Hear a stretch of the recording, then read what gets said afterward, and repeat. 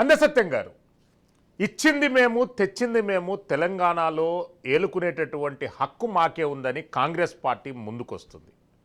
ఉద్యమాన్ని నడిపింది మేము, ప్రజలలో మౌలికమైనటువంటి మార్పు తెచ్చింది మేము అని చెప్పి బీఆర్ఎస్ ఎన్నికలకు వెళ్తుంది. తెలంగాణ ట్రెడిషనల్ ఓట్ బ్యాంక్ ఎవరిని ఆదరిస్తుంది? కన్క్లూజన్ పాయింట్ చెప్పండి అందసత్యం గారు.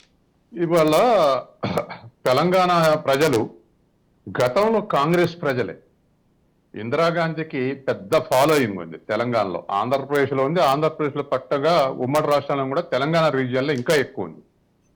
అందుకని ఇదేం కాంగ్రెస్ ఓటర్లకు కొత్త కాదు. కాంగ్రెస్ ఓటర్లే బీఆర్ఎస్కు పోయారు, మళ్ళీ బీఆర్ఎస్ ఓటర్లు కాంగ్రెస్కి వచ్చారు. ఎందుకంటే అసెంబ్లీ ఎలక్షన్ల ముందు 50% ఓటింగు బీఆర్ఎస్కు ఉంటుంది, ఒక 15% బీజేపీకి ఉంటుంది, ఒక 25% కాంగ్రెస్కు ఉంటుంది, మిగతా 10% ఇతరులకు ఉంటుంది అనుకున్నాం. అటువంటి కాంగ్రెస్ కు దరిదాపు 15% ఓటింగ్ షిఫ్ట్ అయింది, కాంగ్రెస్ షిఫ్ట్ అయింది. కాబట్టి అధికారంలోకి వచ్చింది 40% వచ్చి.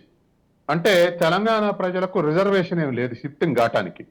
ఇంత కొట్లాడితే కర్ణాటకలో బీజేపీ నుంచి షిఫ్ట్ కాలేదు, జేడీఎస్ నుంచి 4% మాత్రమే కాంగ్రెస్ షిఫ్ట్ అయింది. కానీ ఇక్కడ 15% షిఫ్ట్ అయింది సుమారుగా. కాబట్టి ఇవాళ ఓటర్లకు కొత్త కాదు, ఇది ఒక అంశం.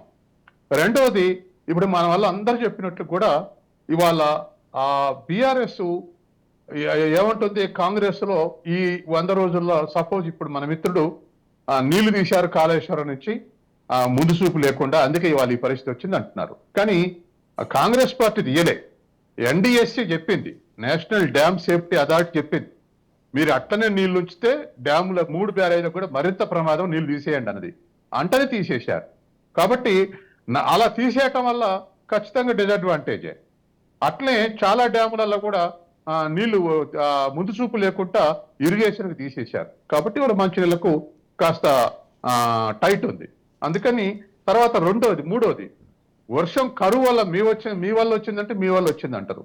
కరువుకు రాజకీయాలు ఇవ్వండి. ఆనాడు న్యాచురల్గా వస్తే ఒకళ్ళ డిసడ్వాంటేజ్ అయితే ఒకళ్ళకి అడ్వాంటేజ్ అయింది.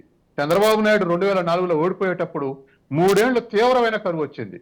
పాపం ఆయన వర్షాలు వద్దట, ఎవరైనా ముఖ్యమంత్రి ఉండే ఆయన ఏదో ఎస్టాబ్లిష్ చేస్తా ఉంటారు.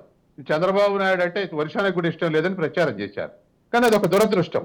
కాబట్టి ఇప్పుడు కూడా కరువు అనేది కాంగ్రెస్ తెచ్చింది కాదు, బీఆర్ఎస్ తెచ్చింది కాదు. కాకపోతే వచ్చిన దాన్ని ఫేస్ చేయడం ఎట్లా అనేటువంటిది ఇంపార్టెంట్ ఇష్యూ. అందుకని ఇవాళ ఒక 2 లక్షలు 3 లక్షల పంటలు ఎండిపోతే 20 లక్షలు ఎండిపోయిందని టీఆర్ఎస్ అనొచ్చు.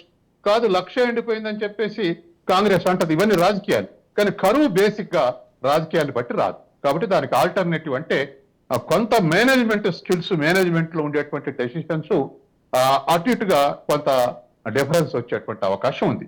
ఏదేమైనా ఇవాళ ఉన్నటువంటి పరిస్థితుల్లో ఇష్యూస్ కు పోవాలంటే చాలా ఇష్యూస్ ఉన్నాయి. ఎవరు ఫెయిల్యూర్, ఎవరు సక్సెస్ అనేటువంటి ఉన్నాయి. కానీ ఇవాళ ఉన్నటువంటి పరిస్థితుల్లో ఇప్పటికీ రాష్ట్రంలో ఇంకా రేవంత్ రెడ్డి హవా నడుస్తుంది. అది అసెంబ్లీలో ఉంటుందా, ఇంకెక్కువ అయిందా, తక్కువ అయిందా, మనం రిజల్ట్స్ వస్తే కానీ చెప్పలేం.